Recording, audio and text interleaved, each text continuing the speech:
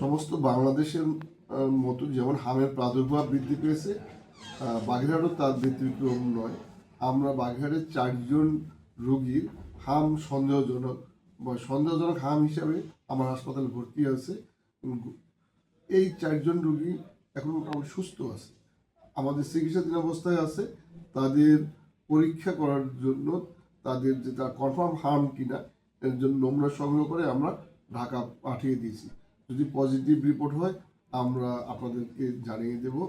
আর এই হার্ম যে প্রাদুর্ভাব এটা যে চারিদিকে ছড়িয়ে যাচ্ছে, আমাদের অবশ্যই স্বাস্থ্যবিধি মেনে চলতে হবে। স্বাস্থ্যবিধি মানে কি, হার্ম কীভাবে ছড়ায়, আমাদের সর্দি কাশি হাসির মাধ্যমে ছড়ায়। অতএব আমরা যদি সবাই একটু সে কোভিডের মতো মাস্ক পরার অভ্যাসটা করি, হাত ধোয়ার অভ্যাসটা করি, এটা যদি আমরা পালন করি, এবং আমি সবাইকে আহ্বান জানাবো হাসপাতালে অযথা কাউকে না আসার জন্য, এবং আসলে শুধুমাত্র রুগী যেন আসে, বাচ্চা টাচ্চা নিয়ে হাসপাতালে নিরুৎসাহিত করি। কারণ বাচ্চারা এবং বয়স্করা যে কোনো রোগের জন্য তারা বেশি ভাড়ানোর, কারণ তাদের রোগ প্রতিরোধ ক্ষমতা অনেক কম থাকে। আমি সকলকে আহ্বান জানাবো, এই হামের লক্ষণ যদি থাকে অবশ্যই চিকিৎসকের শরণাপন্ন হয় এবং চিকিৎসকের পরামর্শে চিকিৎসা নেন। সব রোগীর কিন্তু হামের বাসায় চিকিৎসা আইসোলেশন, প্রথম কাজ হলো আইসোলেশন। কারণ একজন হামের রোগী থেকে আরও অনেক হামের রোগী তৈরি হতে পারে। অতএব আমরা যদি আইসোলেশন করে রাখতে পারি তাহলে এই রোগের প্রাদুর্ভাব থেকে আমরা রক্ষা পাবো। বর্তমানে কতজন শিশু রয়েছে? আমাদের এই মুহূর্তে অবস্থা দেখেন আপনারা, আবহাওয়ার একটা পরিবর্তন হচ্ছে, হঠাৎ করে প্রচণ্ড গরম হয়, আবার একটু ঠান্ডা পড়ে। এই কারণে কিন্তু এই মুহূর্তে অবস্থায় শিশু ওয়ার্ডের কিন্তু হ্রাসটা অনেক বেশি। আমাদের 40 বেডের শিশু ওয়ার্ডে এখন 84 জন রোগী ভর্তি আছে। অতএব অনেক রোগীকে আমরা বিছানা দিতে পারি না, ফ্লোরে থাকতে হচ্ছে। আমাদের যে জনবল তাদের সেবা দিতে যা আসলে আমাদের হিমশিম খাচ্ছি, তবুও আমরা চেষ্টা করে যাচ্ছি। এটার জন্য আরও আমি আসলে সবাই জ্ঞাতার্থে একটা কথা বলি, আমার এই মুহূর্তে অবস্থায় 364 জন রোগী আমার হাসপাতালে ভর্তি, কিন্তু আপনারা জানেন আমার 250 বেড, 250 রোগীর একজন বেশি কেউ আমি খাবার দিতে পারবো না। অর্থাৎ 250-এর পরে যতজন রোগী আছে তার কেউ তো খাবার পাবে না, এটাই স্বাভাবিক। যারা বেড পেয়েছে তারা কি পাবে না? এরকম তো অবস্থা আমার 250 জনের ভিতর পাবে। অনেকে আমার তো কোনো মানুষকে আমরা বেডেই শুধু না, আমি সবাই ফ্লোরে রাখার চেষ্টা করি না। অনেকে যেখানে বেড আছে 40টা, অর্থাৎ খাবার আছে 40টা, আমার বেড এখানে 60টা দেওয়া আছে। কারণ আমি চাই না অন্তত খাবার না দিতে পারি, একটা রুগীকে যেন একটা বেড দিতে পারি।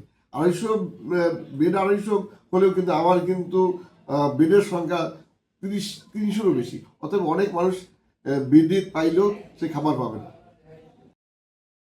আমাদের বর্তমানে বাগেরহাট জেলা সদর হসপিটালে নিউমোনিয়া, ঠান্ডা, সর্দি কাশি নিয়ে ভর্তি আছে 70+ রোগী।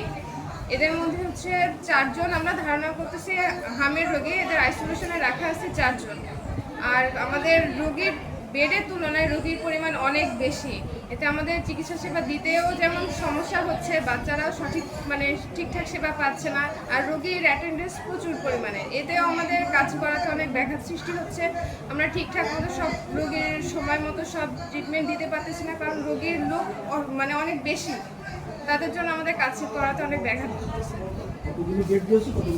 আমাদের বেড আছে হচ্ছে 40টা, রোগী আছে 70+। পর্যাপ্ত পরিমাণে বেড নাই আমাদের, অনেক রোগী ফ্লোরে আছে, তাদের ট্রিটমেন্টে অনেক সমস্যা হচ্ছে। ফ্লোরে থেকেও তো একদম ভালোভাবে ট্রিটমেন্ট পাওয়ার পরিবেশও তো নাই, ফ্লোরে অনেক রোগী, আমাদের কাজ করতে অনেক অসুবিধা হয়। এখানে আসার পরে দেখি ভর্তি করছে, বলছে নিউমোনিয়া হয়েছে, তাই এখানে 7 দিন চিকিৎসা পাচ্ছে, ঠিক আছে, কিন্তু ওরকমভাবে এখন সুস্থ হয়নি। আর এখানে কোনো খাবারও পাচ্ছি না, আমরা অনেক দূর থেকে আসছি। 7 দিন এখানে বেড তাও আমাদের খুঁজে নিতে হয়েছে, এখান থেকে ওখানে, ওখান থেকে ওখানে, এভাবে খুঁজে নিচ্ছে। হ্যাঁ, রুগীর একটু চাপ আছে। খাবার পাচ্ছেন না মানে বিষয়টা কি একটু বলেন। এখানে যে খাবারটা দেয় সেই খাবারটা আমরা 4 দিন ধরে এখনো পাইনি। কেন পাচ্ছেন না আপনি বলেননি কাউকে? বলতেছে যে রুগী বেশি, আমরা এত রুগীর খাবার পাই না। সেটা বলছে। এসে আমার বাচ্চার কাশি হয়েছে, 1 মাস আমি বাইরে থেকে ডাক্তার থেকে ওষুধ খাচ্ছি, কমতেছে না। সেই কারণে আমি এখানে ভর্তি হয়েছি। তা কালকেরা ভর্তি হয়েছি, আজকেরা ডাক্তার স্যার এসে টেস্ট দিয়েছে, কমিছে এবং এখানে সার্ভিসও ভালো আছে। তা এখন রুগীর এই সিট পাইছি নিচে, তা বিছনা চাদর নেই, বালিশ নেই। হ্যাঁ, এভাবে কি করে রুগী সুস্থ হবে? রুগীর চাপ মোটামুটি ভালোই আছে, রুগীর চাপ আছে। এই জন্য আমরা একটু ভালো সুচিকিৎসা চাই।